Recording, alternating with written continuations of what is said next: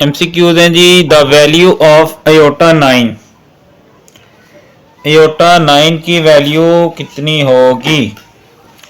तो इसको हम हल कर लेते हैं। आयोटा स्केयर हमें पता है कि वो होता है 2 -1, तो इसको मैं ऐसे कर लेते हैं, 8 अलहदा कर लेते हैं और 1 अलहदा कर लेते हैं।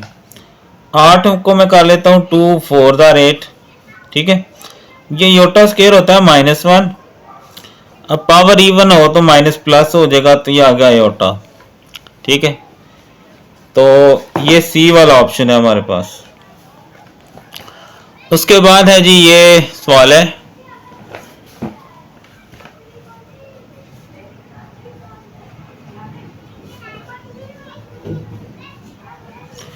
तो ये फार्मूला है फर्स्ट का स्केयर माइनस सेकंड का स्केयर, ये काट जाएंगे तो ये आ जाएगा a माइनस बी, ठीक है। उसके बाद है जी इसका स्केयर रूट फाइंड करना है। तो ये पहले स्केयर है 1 1 का स्केयर होता है, दो फार्मूले का अगर लगाया जाए, इसके नीचे वाली इधर से इसके नीचे वाली, ये देखिए सेंटर वाली मैंने नहीं लिखी, दो फार्मूले का लगाया, इसके नीचे वाली इधर से इसके नीचे वाली लिखी, तो ये बन रहा है। अगर ये बन रहा हो तो ये माइनस ये लिख के हमने इसको ऐसे लिखना होता है। अब चूंकि स्केयर रूट का आ गया यानी जजर, तो स्केयर रूट ले लेंगे तो ये आ जाएगा प्लस माइनस a माइनस 1, ठीक है।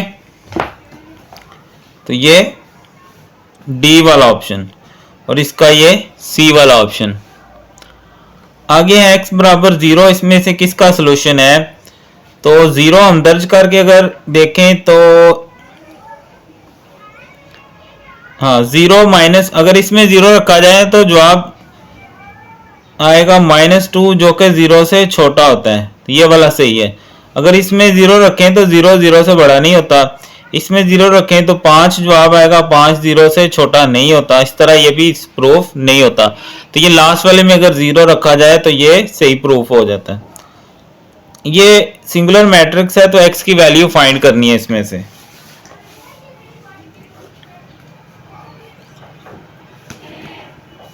तो डिटर्मिनेंट कैसे लेते हैं? 2 को x के साथ करेंगे माइनस फार्मूले का, 6 को 3 से, ये 18 आ जाएगा इक्वल टू 0, -18 उधर जाएगा तो +18 और 2 उधर जाके डिवाइड कर देंगे, 2 9 18, ठीक है। तो ये हमारे पास ए वाला ऑप्शन है। log m की पावर n, बच्चों जो log होता है वो पावर को साइड पे शिफ्ट कर देता है, तो ये n log m आ जाएगा। विच ऑर्डर पेयर सेटिस्फाई, ये पॉइंट्स इसके अंदर रखने हैं जिसमें जवाब बराबर आ जाएगा, वो वाला जवाब सही होगा। अगर x की जगह 2 रखें तो 4 आएगा, y की जगह 1 रखें तो 1 आएगा, बराबर नहीं आएंगे। अगर मैं 2 रखूं तो ये 4 आएगा, ये 2 आएगा, फिर नहीं सही। अगर मैं x की जगह 1 रखूं और y की जगह 2 रखूं तो फिर ये दोनों साइडें बराबर आ सकती हैं। ये सवाल है जी, इसको हल करके देखते हैं।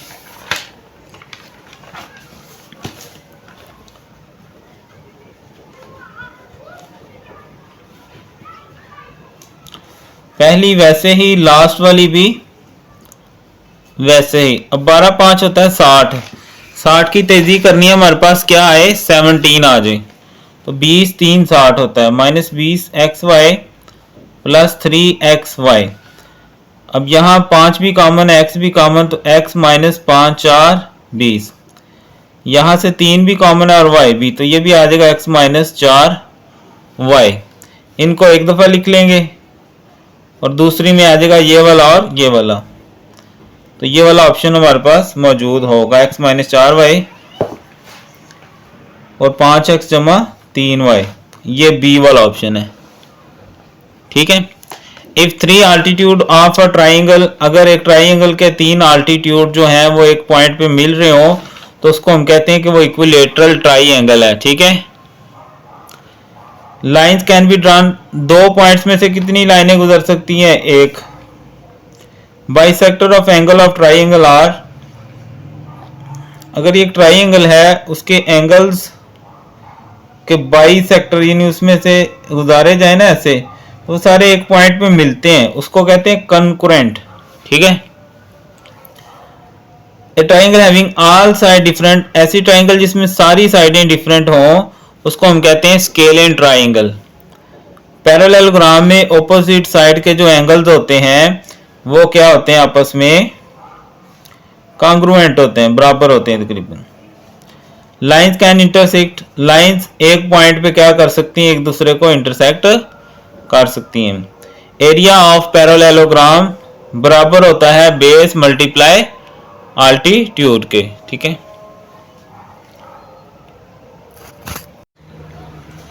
तेरह का मॉडल है। पहला क्वेश्चन है जी, define symmetric matrix. Symmetric matrix एक ऐसा मैट्रिक्स होता है जिसका अगर हम ट्रांसपोज लें तो वो उसी के बराबर वापस बराबर आ जाए, तो ऐसे मैट्रिक्स को हम कहते हैं सिमेट्रिक मैट्रिक्स। दूसरा जी, ट्रांसपोज निकालें। ट्रांसपोज के लिए हमने सिंपल ऊपर टी लिखना होता है और जो रो है उसको कॉलम बना देना है और जो रो है उसको कॉलम बना देना है, बस इतना सा काम, ठीक है। आगे नेक्स्ट है, सिंप्लीफाई करने के लिए कहा गया है 125 के अगर हम फैक्टर बना लें तो 5 2 10, 5 5 25, 5 5 25, 5 की पावर 3 होता है। और अगर मैं जजर ख़त्म करूंगा तो यह आ जाएगा 1/3, ठीक है। 3 3 से कैंसिल तो -5 आंसर आ जाएगा मेरे पास, ठीक है। उसके बाद चौथा पार्ट है, सिंप्लीफाई करना है इसको भी।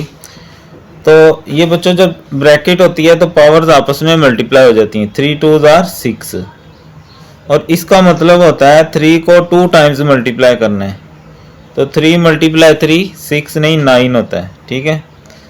अब अगर दो रकमों की बेस सेम हो और उनके दरमियान तकसीम हो तो उनकी पावर्स आपस में माइनस हो जाती हैं। जैसे ज़रब हो तो प्लस हो जाती है ना, ऐसे तकसीम हो तो माइनस हो जाती हैं। तो ये x की पावर आ जाएगी -3। अब जो पावर है उसको माइनस में नहीं रहने देना, 1 लगाना है और इसको आपने नीचे ले जाना है तो ये प्लस हो जाएगी, ठीक है। उसके बाद पांचवा पार्ट है, इसको आपने पहले लेट कर लेना है कि ये x के इक्वल है, ठीक है। अब जब लॉग ख़त्म करेंगे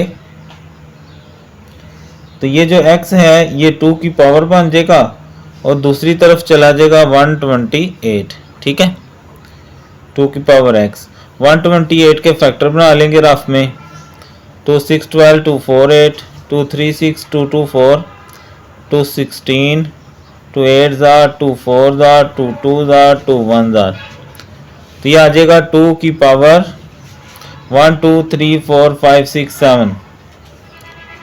अगर मैं इसको ऊपर लेके आऊँगा तो इसकी पावर की अलामत चेंज हो जाएगी।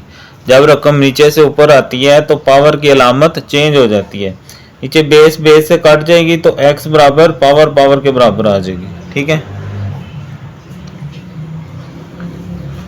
तो उसके बाद है जी राइट लॉगरिथम सम और डिफरेंस। इसको सम या डिफरेंस की फॉर्म में लिखना है हमने, ठीक है।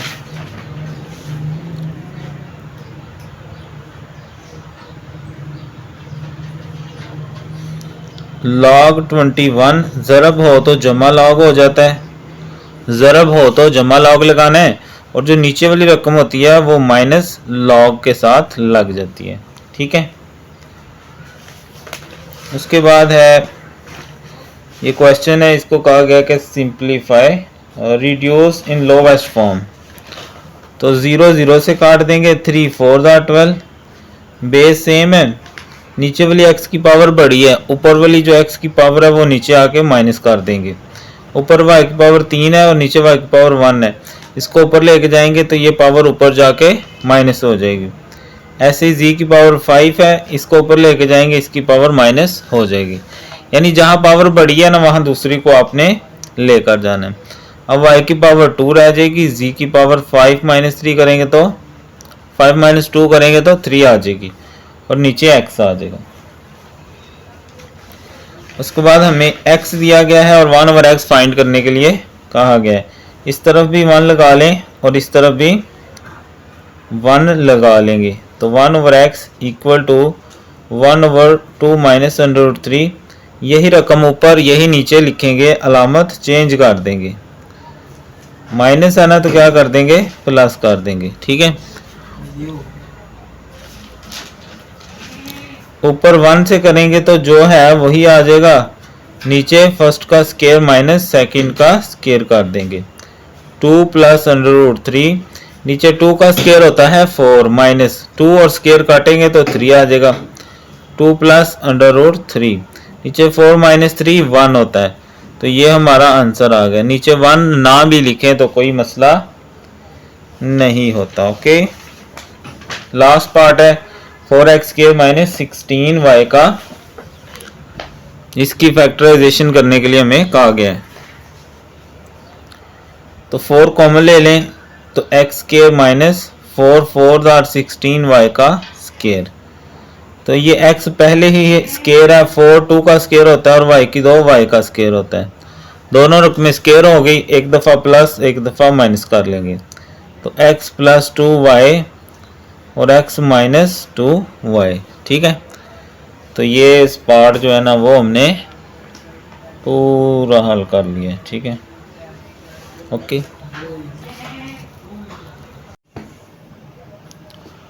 क्वेश्चन नंबर 3 है जी, define right bisector of a line segment. Right bisector of a line segment.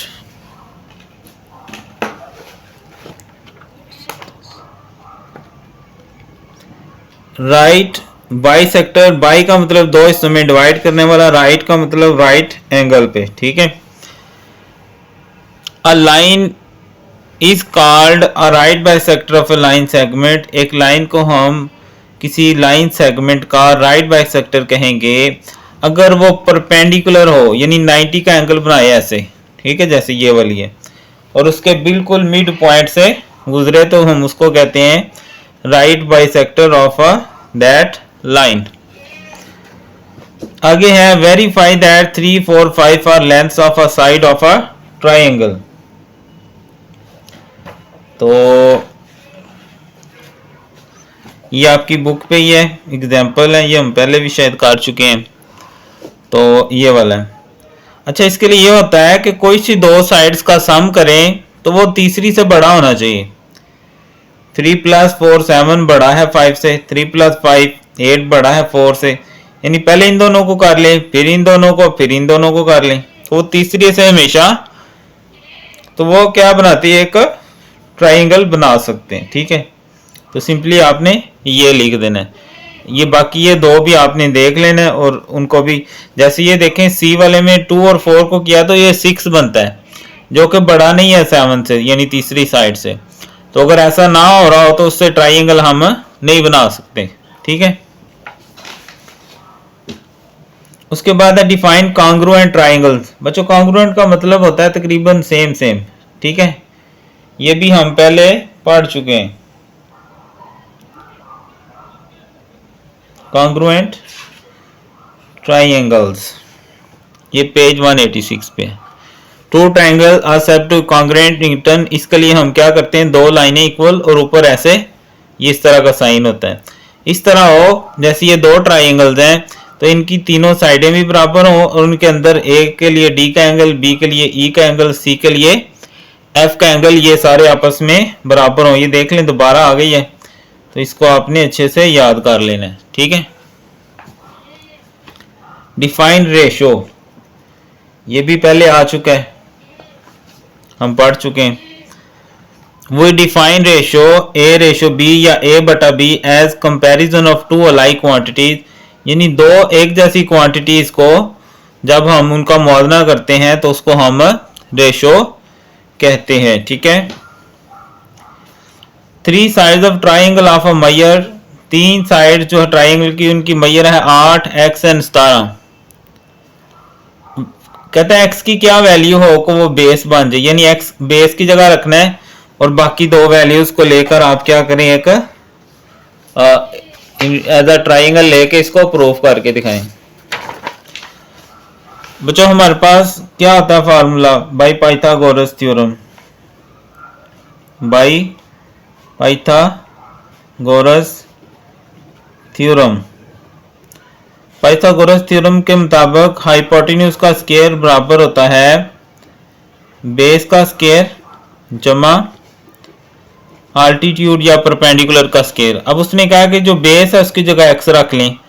अब दूसरी दो वैल्यूज क्या क्या है हमारे पास, 8 और 17। बेटा जो बड़ी वैल्यू होती है वो हमेशा हाइपोटेन्यूज होता है, तो बाकी रह गया 8 उसका स्केयर, तो 17 का स्केयर ले लेते हैं।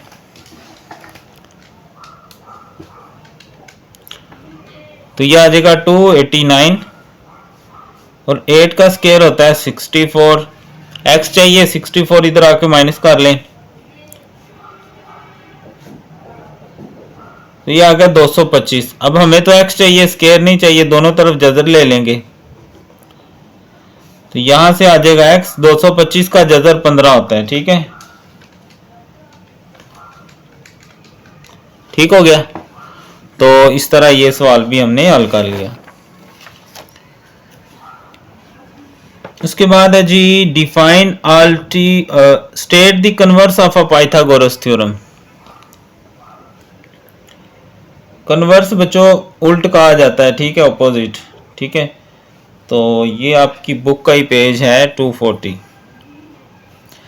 If the square of one side of triangle, अगर एक साइड ट्राइंगल की स्केयर इक्वल टू हो sum of square of other two sides, दूसरी दो साइडों के स्केयर के मजमुए के दो ट्राइंगल एक राइट एंगल ट्राइंगल होती है, इसको हम कन्वर्स ऑफ पाइथागोरस थ्योरम कहते हैं। ठीक है, उसके बाद है define altitudes of a triangle.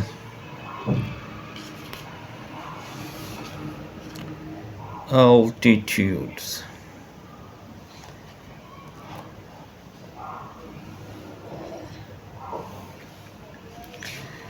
altitude किधर चला गया ये?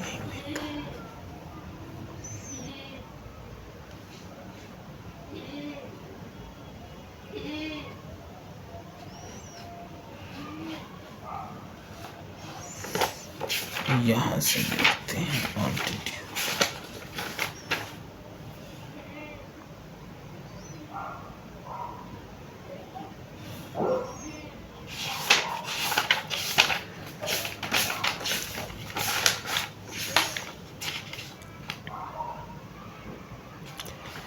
A line segment from vertex of a triangle, vertex जो होता है ना कोने को कहते हैं ट्राइंगल का, उससे जो मिड पॉइंट दूसरी साइड के मिड पॉइंट पे जो लाइन गिराई जाए ना इस तरह ऐसे, ठीक है, तो उसको हम आल्टीट्यूड कहते हैं एक ट्राइंगल का। ठीक है, और फिर ये कंस्ट्रक्ट करनी ये करते हैं, और ये incentre of a triangle देख लें।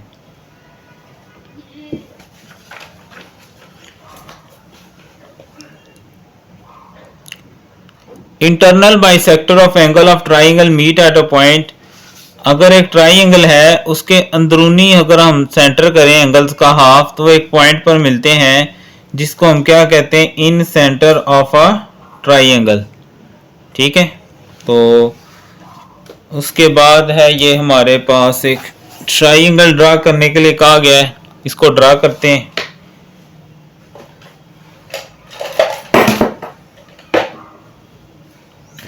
इसमें से एक लाइन ड्रा कर लेंगे, ए बी ले लेते हैं 3.2।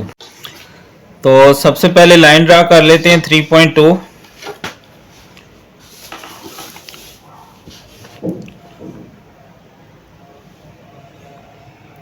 थ्री के आगे 2 पॉइंट्स आ गए। ठीक है, इस लाइन का नाम है ए बी। जो जो करना है वो आपने साथ साथ लिख लेना है। ठीक है जी, तो क्या किया, अभी लाइन ड्रा की है, draw a line A B 3.2 centimetre. 4.2 खोलेंगे पहले,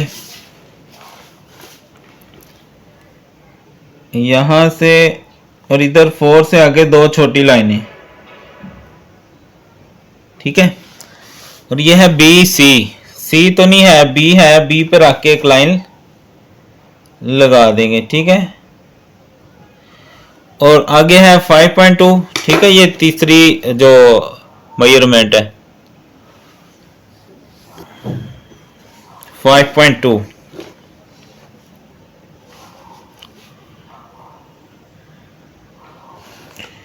फाइव के आगे 2 लाइनें छोटी। ठीक है, समझ आ गई ऐसे। अब ये लाइन है सी ए, सी तो नहीं है, ए है, ए पे रखेंगे और जो पहली लाइन लगाई थी उसको काट देंगे और उसको दोनों तरफ मिला देंगे।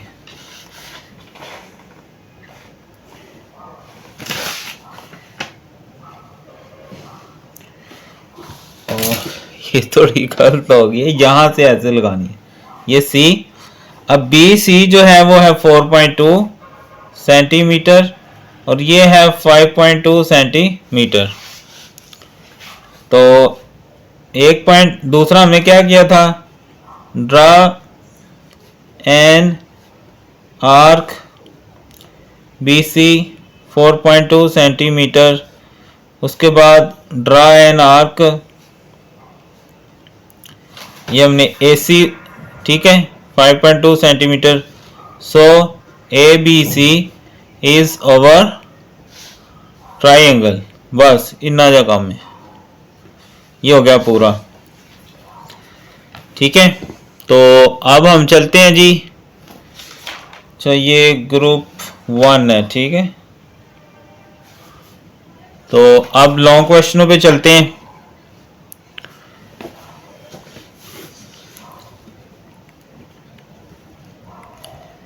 इसके प्रूफ करना है हमने आइडेंटिटी मैट्रिक्स के। तो B दिया गया हमें 3 -1 2 -2। पहले डिटर्मिनेंट ले लेंगे,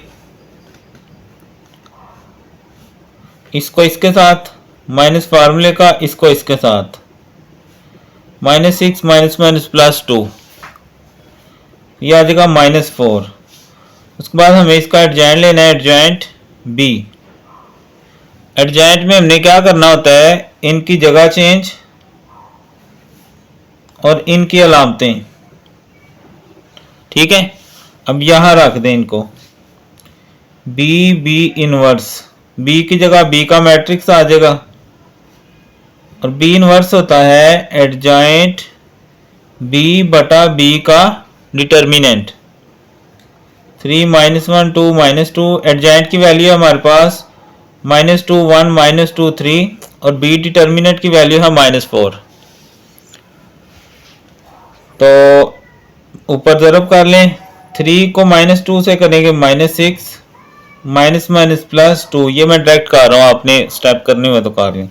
फिर ये 2 को -2 से करेंगे 4, -2 को -2 से किया, +2 2 जार 4, 3 को 1 से करेंगे 3, -1 को 2 से 3 से करेंगे 3, 2 को 1 से करेंगे 2, -2 3 जार 6, ओवर क्या है -4। ये आ गया -4, 3 -3 0, 4 -4 0 और ये आ गया -4, ओवर क्या है -4। अंदर सबको -4 से डिवाइड कर दें, सबको -4 से डिवाइड कर दें,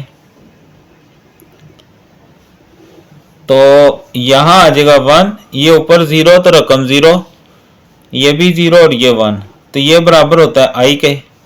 अब कहेंगे सो प्रूव्ड, साबित हो गया, ठीक है, कि बी बी इनवर्स बराबर होता है आइडेंटिटी मैट्रिक्स के। ठीक है, उसके बाद है सेकंड पार्ट, हमें कहा गया जी सिंपलीफाई करें इसको। तो करते हैं सिंपलीफाई।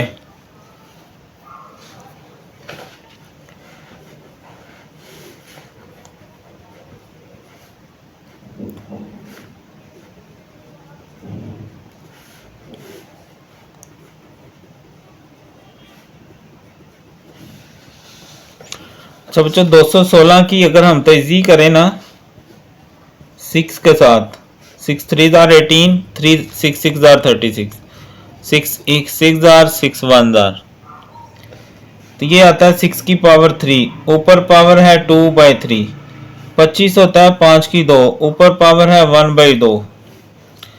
ये 0.04 को ना आपने रफ में हल कर लेना तो सवाल छोटा हो जाएगा, अंदर हल करेंगे तो फिर लंबा हो जाएगा।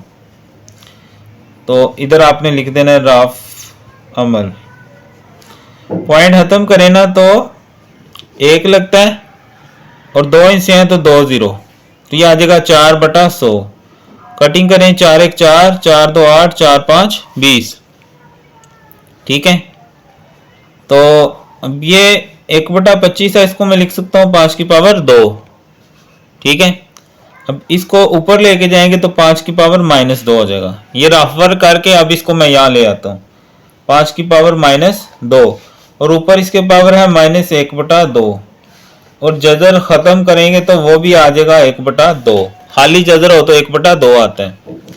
अभी इसकी 3 से कैंसिल, 2 से कैंसिल, इसका 2 और 2 कैंसिल, माइनस माइनस जमा 5 आ गया इंटू 1/2।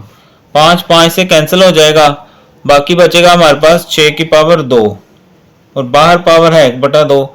2 से गया तो ये आ जाएगा मेरे पास 6। ठीक है, तो इस तरह आप इसको हल कर सकते हैं।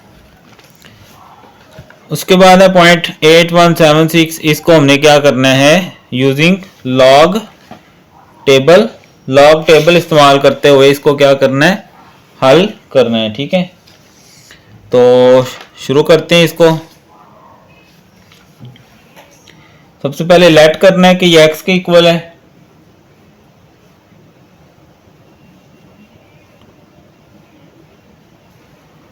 तो अब दोनों तरफ हम क्या करेंगे, लॉग ले लेंगे। Taking log on both sides, taking log on both sides. इधर भी लॉग आ गया। अब इधर जब लॉग लगेगा तो बच्चों जहां ज़रब हो वहां हो जाता है जमा लॉग। जहां ज़रब हो वहां लॉग लगाया जाए तो वो क्या हो जाता है, जमा लॉग। ठीक है, तो अब इसका लॉग ले लेंगे।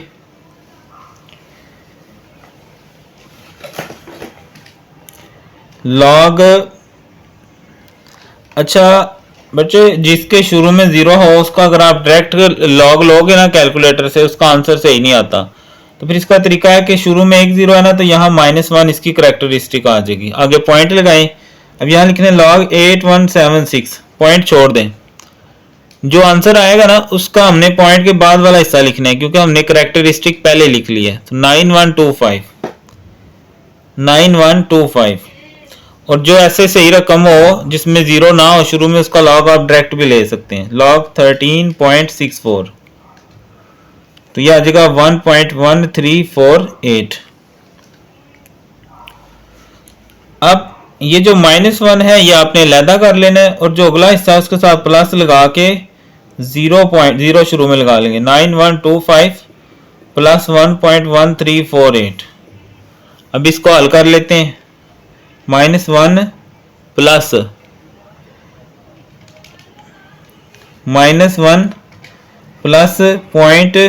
.9125 प्लस ये रकम ये लिखी हुई है ना, तो मैं आंसर लिखूंगा तो ये रकम यहाँ उदा आ जाएगी, इक्वल दबा दिया तो ये आ गया 1.0473।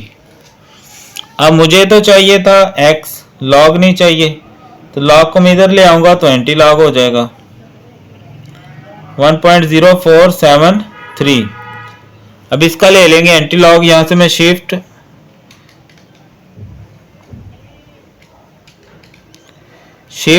लॉग दबाऊंगा, ये रकम लिखी हुई है और इक्वल दबा दूंगा तो एंटी लॉग आ जाएगा 11.15। ठीक है जी, सिंपल सा क्वेश्चन था। माशाल्लाह आप ज़हीन बच्चे हैं, आपके लिए तो कोई मसला ही नहीं।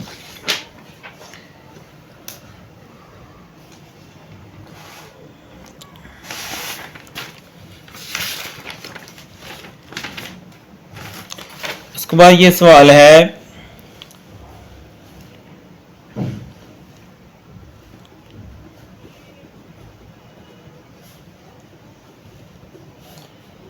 (125x का क्यूब -216y का क्यूब हमने फाइंड करना है। तो बच्चों बेसिकली जो हमारे पास फार्मूला होता है वो होता है x माइनस वाई का क्यूब बराबर x cube minus Y cube -3xy और x माइनस वाई। लेकिन यहाँ पर जो हमें शक्ल दी गई है वो यह है कि x की जगह आपने रखना है 5x और y की जगह रखना है 6y।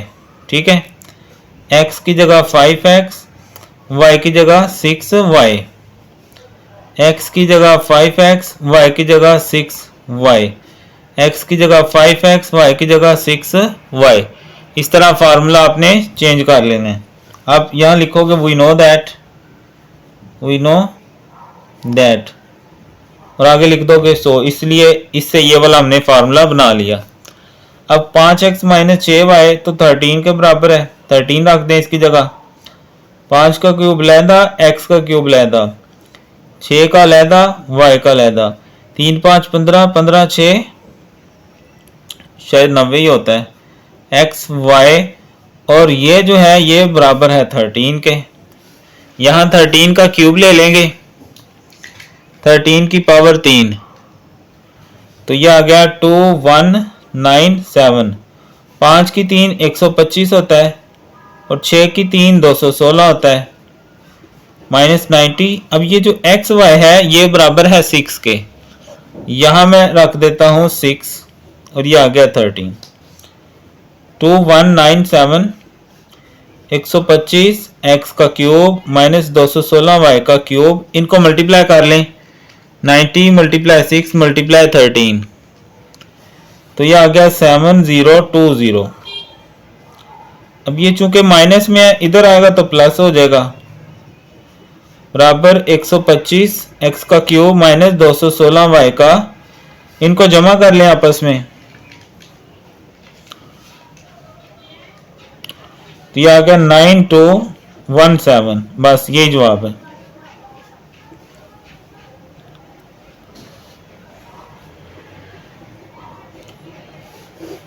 ओके जी, आगे है जी फैक्टर थ्योरम के जरिए इसको हल करें।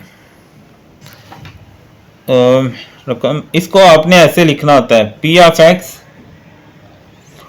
एक्स की 3 जमा एक्स की 2 माइनस 10 एक्स जमा 8। अब इसका तरीकाकार ये होता है कि जो आपके पास लास्ट वैल्यू होती है उसको उसके आपने देखने होते हैं क्या क्या फैक्टर बन सकते हैं। मसलन यहां पर 8 है तो 8 किस किस टेबल में आ सकता है, तो आप मतलब लिखें फैक्टर्स पॉसिबल फैक्टर्स ऑफ 8। जो 8 है किस किस टेबल में आ सकता है, 8 1 के टेबल में आ सकता है, यानी 1 8 8, 2 4 8 और 4 2 8। बस ये अब ये है कि आपने ये सारे एक एक करके इसमें दर्ज करने हैं। जिस जिस पे जवाब 0 आ जाएगा वो इसका फैक्टर होगा और जिस चीज पे नहीं आएगा उस वो फैक्टर नहीं होगा। ठीक है, अब मिसाल के तौर पर पहली वैल्यू 1 है, मैं यहां 1 रखता हूं x की जगह, x बराबर 1, यहां भी 1, यहां भी 1 1 1 और 1। 1 का क्यूब 1, 1 का स्क्वायर 1, 10 1 10 प्लस 8, तो ये आ जाएगा 0। ठीक है, अगर x बराबर 1 0 आ जाए तो फिर आपने लिखना होता है x minus 1 is a factor. ठीक है, ऐसे ही आपने माइनस 1 रखना है, माइनस 1 की पावर 3 माइनस 1 का स्क्वायर माइनस 1 जहां जहां x है। ठीक है, ये सारी वैल्यूज एक एक करके दर्ज करनी है, तो ये माइनस 1 ही आएगा, ये 1 आ जाएगा, ये 10 आ जाएगा, ये 8 आ जाएगा, तो ये आ जाएगा मेरे पास, ये तो कट गया, ये 18 आएगा, नॉट इक्वल टू 0, तो इज नॉट फैक्टर, ये फैक्टर नहीं है। ठीक है, अब ऐसे ही आपने 2 रखना है, ऐसे ही माइनस 2 रखना है, ऐसे ही 4, ऐसे ही। ठीक है, अब मैं 2 रखता हूं s इक्वल टू 2, तो जहां जहां x है वहां वहां 2 रख देंगे। ठीक है, 2 का क्यूब 2 का स्क्वायर, यहां भी 2 प्लस 8, 2 की पावर 3 8, 2 की पावर 2 4, 10 2 20 प्लस 8, तो ये 0 आ जाएगा। तो प्लस 2 पे 0 आया तो आप लिखेंगे x minus 2 is a factor.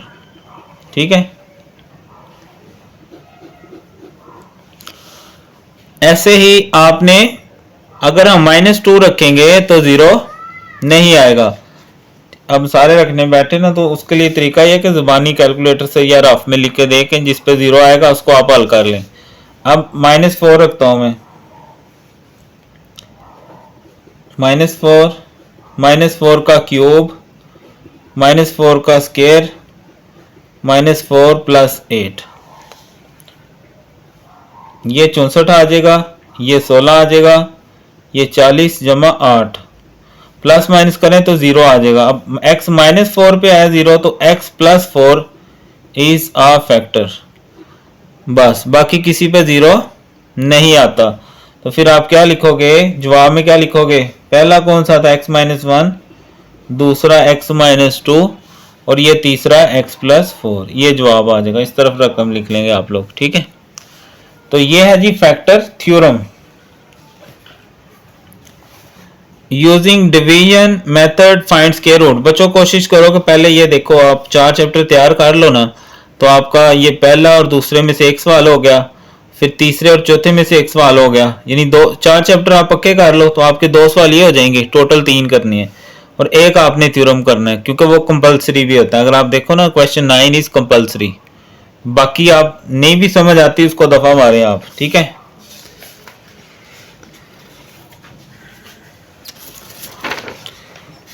ले जी, अब है डिवीजन मेथड के जरिए हमने इसको हल करने।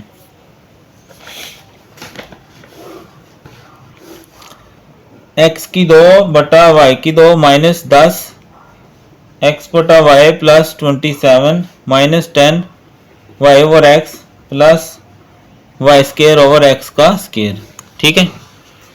जो रकम इधर लिखनी है वही इधर लिखनी है। अब यहां मैं लिखूंगा x/y और यहां भी लिखूंगा x/y, क्योंकि दोनों ज़रब होंगे तो ये बनेगा x² y का स्क्वायर, ठीक है। इन दोनों को ज़रब करेंगे तो ये आ जाएगा x² बटा y का, लामते चेंज करेंगे ये कैंसिल हो जाएगा, तो ये आ जाएगा -10 x/y + 27। अब इसका तरीकाकार ये होता है, अब इसको डबल करके यहाँ ले आएंगे, ठीक है। तो ये सिंगल है, यहाँ आके डबल हो जाएगी 2x/y। अब 2x/y को किससे ज़रब करें कि ये आए, एक तो मिदास चाहिए तो 5 से ज़रब करेंगे, xy पूरा और माइनस चाहिए, यानी -5 से अगर मैं ज़रब करूं, अब वही -5 यहाँ लिखना है और वही -5 आपने ऊपर भी लिखना है, ठीक है, यहाँ भी। तो -10 x/y माइनस माइनस जमा 25, लामते चेंज कर लेंगे, ये कैंसिल हो जाएगा। 27 में से 25 गए तो 2 आ जाएगा, आगे आ गया 10 y/x प्लस y² x का स्क्वायर। इसको यहाँ वापस ले आए तो 2x/y और 5 को डबल करेंगे तो 10 हो जाएगा, यानी इसको डबल करके आगे लेके आना होता है। अब इसमें से हमें 2 चाहिए, तो इसका मतलब है x और y नहीं चाहिए, तो अगर हम y/x से इसको मल्टीप्लाई करेंगे तो ये आपस में कैंसिल होकर 2 आ जाएगा। तो यही y/x आपने यहाँ ऊपर भी लिख देना है। अब y/x से इन तीनों को मल्टीप्लाई करके यहाँ लिख देंगे, तो जब ये इससे मल्टीप्लाई होगा तो 2 बच जाएगा, जब इससे करेंगे तो -10 y/x आ जाएगा, जब इसको इससे करेंगे तो y² x का स्क्वायर आ जाएगा, लामते चेंज कर देंगे, ये कैंसिल हो जाएगा सारा, ठीक है। तो ये था जी डिवीजन मेथड के जरिए।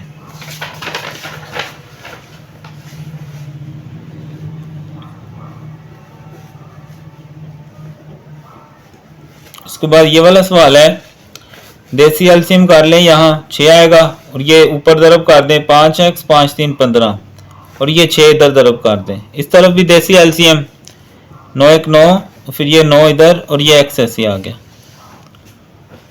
ऊपर ये 5x में से 6x गए -x -15, नीचे सेम टेबल से काट दें, 3 2 6 3 3 9, 1 बटा हो तो नीचे कैंसिल कर सकते हैं, क्रॉस मल्टीप्लाई करेंगे ये 3 इस तरफ आ जाएगा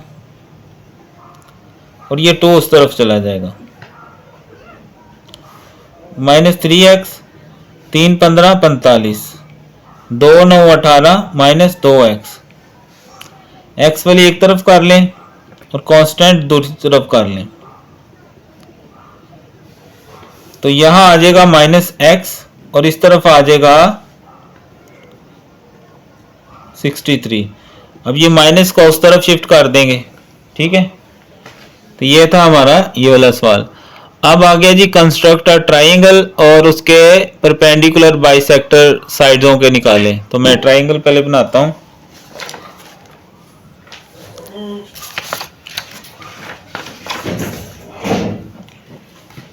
तो मेजरमेंट है 5.3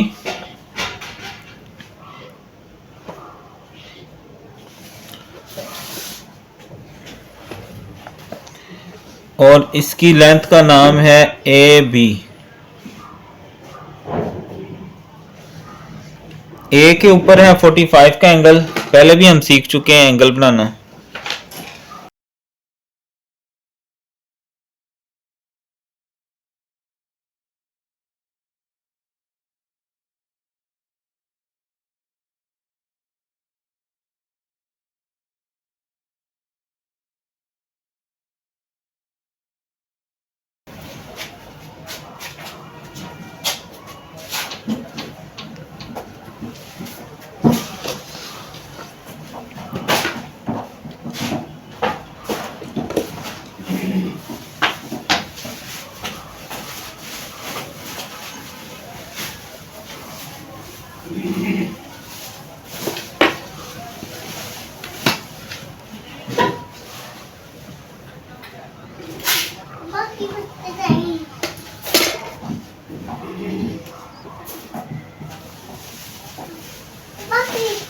बी पे हमने 30 का एंगल बनाना है। इसके लिए पहले हम ऐसे सर्कल लगा लेंगे, ठीक है।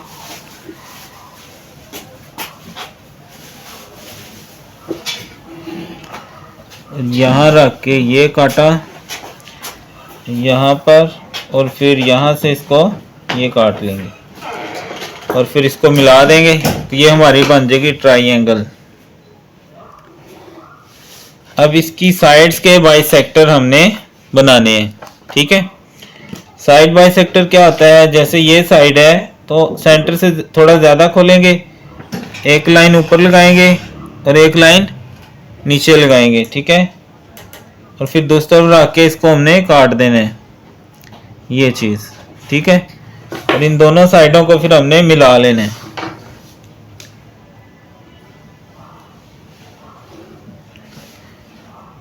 ये आ गया एंगल साइड बाइसेक्टर। तो इसी तरह हम क्या करेंगे, दूसरी साइड का भी निकाल लेंगे, ठीक है। सेंटर से थोड़ा ज़्यादा खोलेंगे, यानी हाफ से ज़्यादा, एक लाइन ऊपर एक नीचे और दूसरी तरफ से इसको काट देंगे, ठीक है। पूरा नहीं है तो इसलिए दोबारा यहाँ रख के ये मैंने काट लिया इसको, ये चीज़। अब इनको मिला लेते हैं।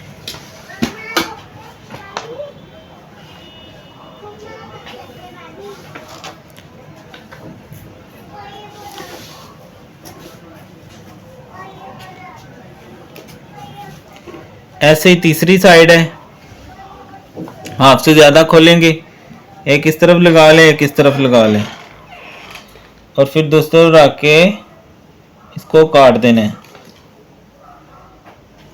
ये काटा हो गया और दूसरा ये आ गया, इधर से इसको ये काट दिया।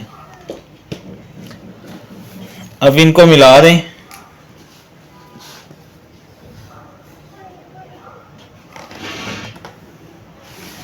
अब अगर आप गौर करो तो ये तकरीबन यहाँ तीनों आके एक पॉइंट पर मिल रहे हैं, ठीक है।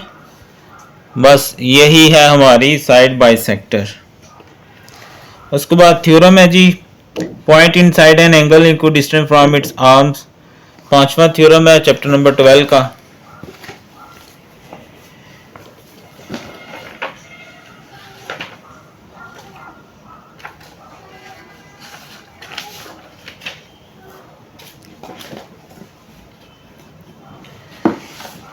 Chapter number 12।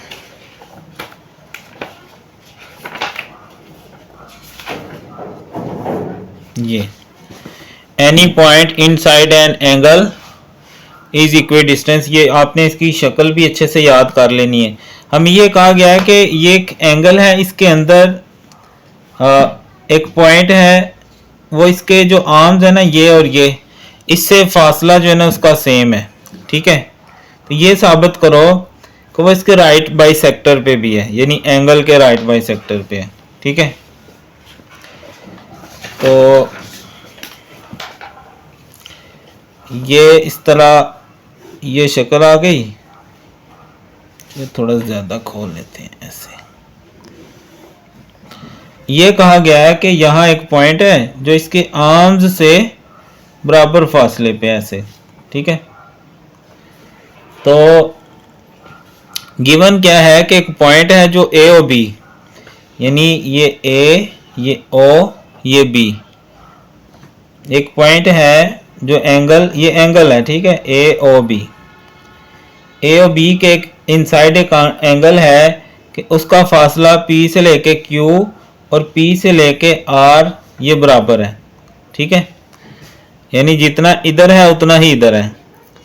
और पी क्यू जो है ये आप देखो ना, ये परपेंडिकुलर है ओ बी के, और इधर पी आर परपेंडिकुलर है ए ओ के, ठीक है। 90 का एंगल बना रहा है, ये देखें, डब्बे का मतलब होता है 90 का एंगल। प्रूफ क्या करना है कि इसके राइट बाइसेक्टर पे बिल्कुल सेंटर में है। तो हमने क्या किया, कंस्ट्रक्शन पी को ओ से मिला दिया हमने। डॉटेड लाइन का मतलब होता है ये हमने काम किया, बाकी उसने खुद हमें दिया हुआ था।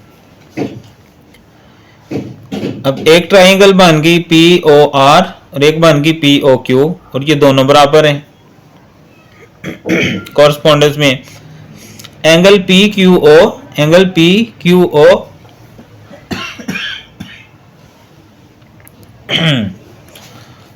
वो बराबर है एंगल पी आर ओ के। क्यों? क्योंकि यहाँ क्यू एंगल है और ये आर एंगल है, सेंटर वाला लफ्ज एंगल के लिए होता है। तो आप गौर से देखो ना, तो ये भी 90 का, ये भी 90 का, यानी दोनों एंगल बराबर हैं इस जाविये के अंदर जो बना रहे हैं, ठीक है। उसके बाद पी ओ कॉमन है इस ट्राइंगल के लिए भी और इस ट्राइंगल के लिए भी, ठीक है। देखो ना, इसमें भी पी ओ है, इसमें भी। अब एक एंगल बराबर हो गया और एक साइड बराबर होगी, और पी क्यू पी आर के बराबर है, ये उसने खुद में दिया हुआ था, ठीक है। एंगल भी बराबर हो गए, एक आर्म भी कॉमन हो गया, और एक साइड उसने खुद में कहा था कि बराबर है। जाविया भी बराबर, साइड भी बराबर, दो साइडें बराबर होगी। तो अगर इस तरह हो तो हाइपोटेन्यूज और साइड बराबर अगर हो तो वो ट्राइंगल बराबर होती हैं। ये एज अ हाइपोटेन्यूज है ना, ये बेस अगर हो गई, ये परपेंडिकुलर, तो ये हाइपोटेन्यूज, यानी हाइपोटेन्यूज और साइड बराबर है, तो वो ट्राइंगल्स भी आपस में क्या हो गई, कॉन्ग्रुएंट हो गई ना।